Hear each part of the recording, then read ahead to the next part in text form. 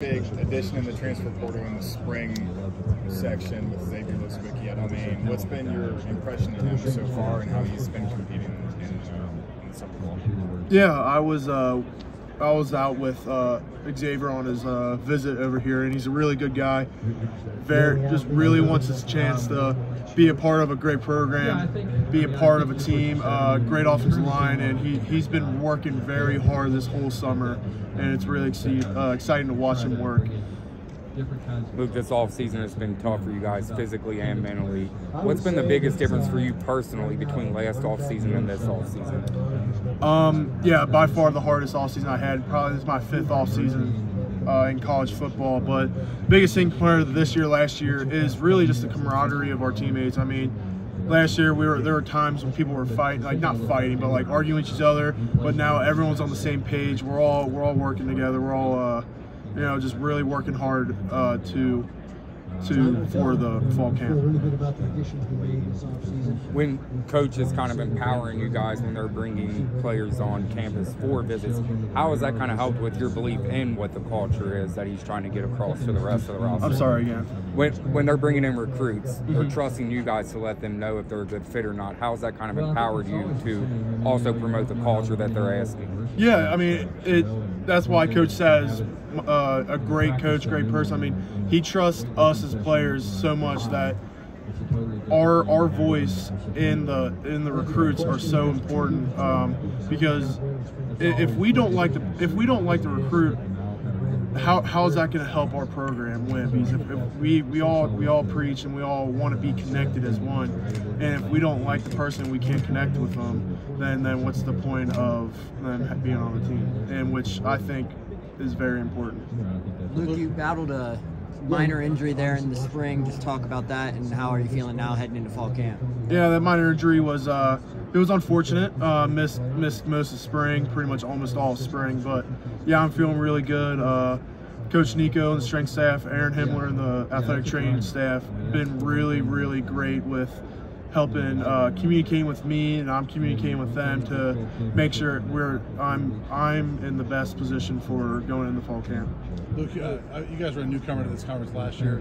Several newcomers this year, including Colorado. You got to go to their place. What are your thoughts on just the newness of everything and some of the new opponents you get to play this year, including Colorado? Yeah, it's exciting. Being the new conference last year, going to all those new teams, and with the 4 new schools, including Colorado, very exciting going over there. Beat different schemes, different players. Honestly, just them being like into the conference where it's a very competitive conference. Anyone can win every given week. You ever been to Boulder? I have not, but I have been. Other than right now, I've been to Wyoming, so I kind of felt the altitude too. So it'll be exciting. Looking forward to that game. The whole Deion Sanders hype, and Shador Sanders, Travis, like kind of some big names in college football. Mm-hmm. Yeah, I mean, it's exciting having them going to Colorado, and it's just going to be an exciting game. With that too, with all the new teams, I'm doing a little notebook on traditions and places to eat in every town. For fans coming to see Cincinnati for the first time, from the Arizona schools, Colorado, wherever, where are some places they need to check out? Well, you got to try Cincinnati Skyline Chili. Obviously, by far my favorite food. It is very acquired taste for people outside of Cincinnati, and I always give the people in the analogy: you either love it or you hate it. There's no in between. But I have actually, so my dad's not from Cincinnati. He's from Cleveland, Ohio, and he always hated it, and recently, since probably the past couple of years, he started to like it. So it took him probably 25, 30 years before he started to like it. Following back up in on and experiences that people should expect as well. I'm sorry? What are some of the game day traditions and experiences people should expect? Probably the biggest game day experience is, even though it's a smaller stadium, holds about 40,000. It gets rocking. It feels like, it sounds and feels like there's 80,000 people, and I don't think there's any other stadium that capacity that makes it sound that loud, which it's really awesome.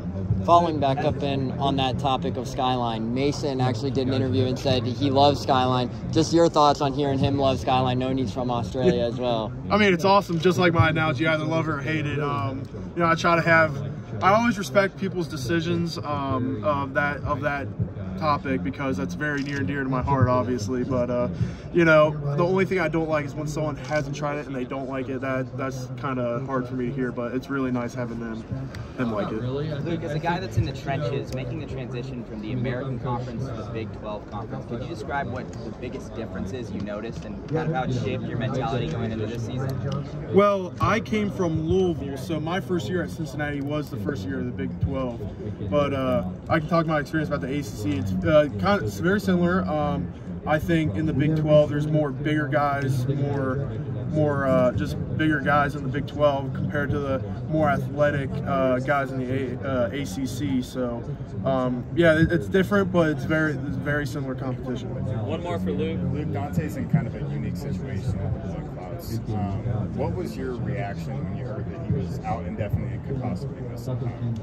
It was sad. I mean, Dante's such a great leader, such a great person, such a great friend too.